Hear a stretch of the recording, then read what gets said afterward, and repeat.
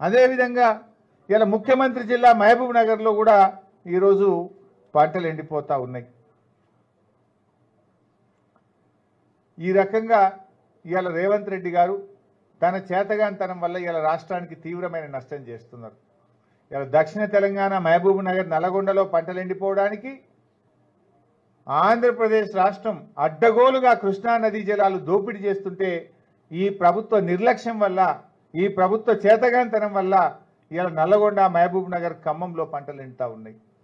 ఇవాళ దేవాదుల మంచిగా కట్నీళ్లు పెట్టిన పోయి కేసీఆర్ గారు బ్రహ్మాండంగా సమ్మక్క సాగర్ కట్టిండాడు.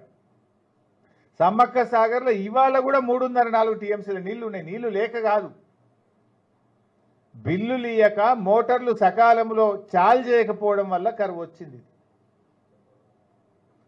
దేవాదులకు ఇవాళ 3rd టీఎంసీ ఫేజ్ 3 దేవాదులు కూడా ఇవాళ పూర్తయింది ఆల్మోస్ట్.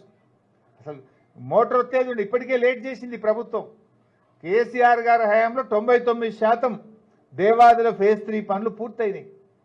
ఆ ఫేజ్ 3 మోటార్ లాంచ్ చేస్తే కూడా ఇంకా ఎక్కువ నీళ్లు తెచ్చి బ్రహ్మాండమైన పంటలు పండించే అవకాశం ఉంటుంది. ఇటు జనగామ కానీ, అటు పాలకుర్తి కానీ, ఇవాళ స్టేషన్ గన్పూర్ కానీ, ఇలా అన్ని నియోజకవర్గాల్లో పాపం రైతులకు పెద్ద గోస అవుతున్నది.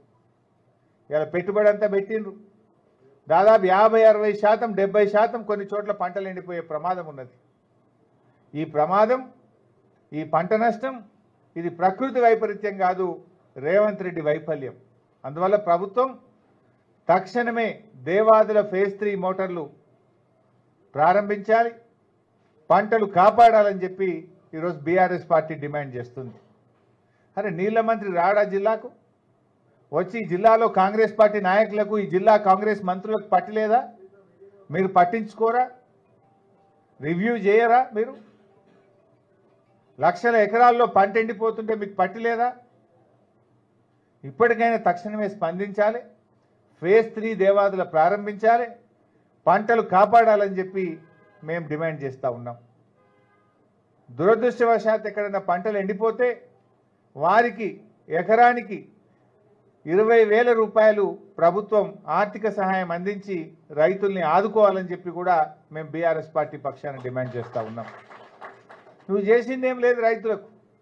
వానకాలం రైతు బంధు ఎగ్గొట్టినావు, యాసంగి రైతు బంధు వడకనైపాయే, రుణమాఫీ 50% కూడా కానటువంటి పరిస్థితే ఉన్నది, ఎరువులకు తిప్పలే ఉన్నది, మోటార్లు గాలిపోతున్నాయి, ఇంకా 400 కోట్ల రూపాయల బోనస్ డబ్బులు ఇంకా రైతుల అకౌంట్లలో జమ కాలేదు. 400 కోట్లు పెండింగ్ ఉంది. యాసంగి పంట కోతకొచ్చినా వానకాలం బోనస్ డబ్బులు ఇంకా పడలేదు. నీ మాటలు కోటలు దాటుతున్నాయి తప్ప చేతలు గడప దాటలేవు.